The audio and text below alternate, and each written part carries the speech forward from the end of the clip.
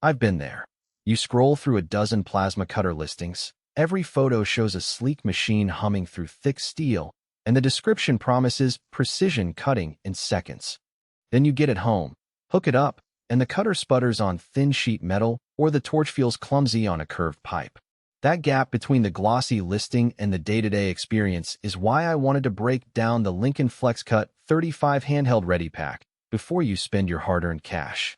Link is in the description if you want to check the product details on Amazon. First off, let's talk about the actual setup you'll face. The FlexCut 35 comes as a Ready-Pak, meaning the unit, the power cable, a built-in air filter housing, and a small handheld torch are all packaged together. You still need an external air source, usually a 5 HP compressor for steady flow and a 120V outlet, but the power input can also swing to 240V if you have that on hand.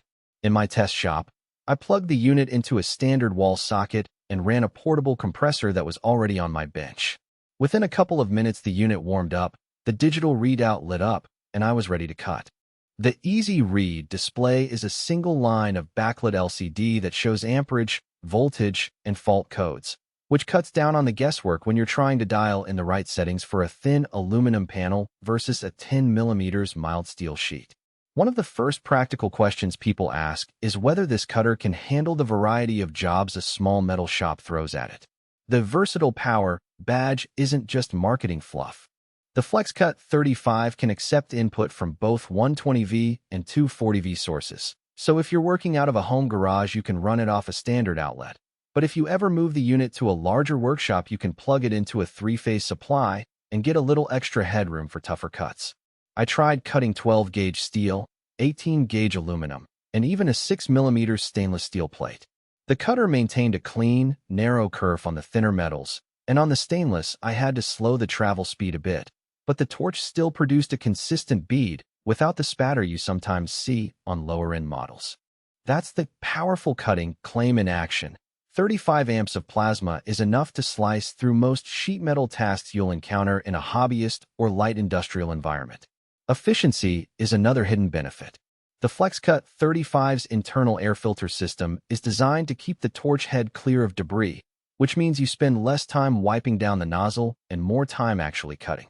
In a real-world scenario, I was fabricating a custom bracket for an HVAC duct, a job that required a series of tight 90-degree cuts.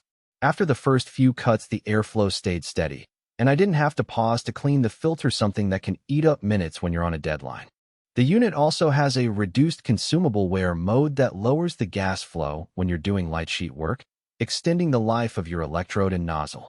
That translates into lower operating costs over the life of the machine, which is a subtle but meaningful part of the overall value.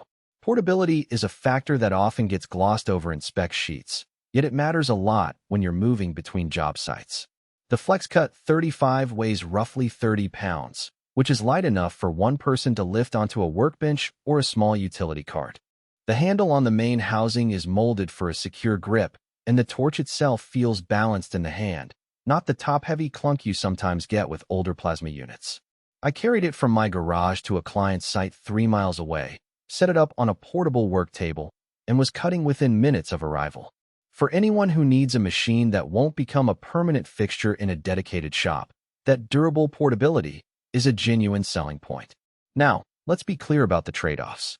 The FlexCut 35's duty cycle, how long you can run it continuously before it needs to cool, sits around 60% at its maximum 35 amp setting. In practice, that means if you're running a long, uninterrupted cut on a 2-meter piece of steel, you'll have to pause after about a minute to let the unit cool down.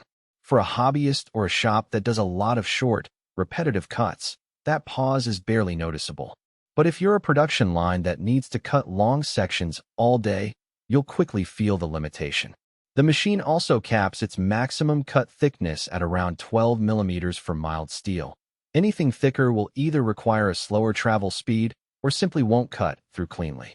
That's why the FlexCut 35 is a solid fit for sheet metal fabrication, automotive repair, artistic metalwork, and small-scale custom projects. But it's not the right choice if you're looking to slice through inch plate on a daily basis. Another nuance worth mentioning is the reliance on an external compressor. The cutter's performance,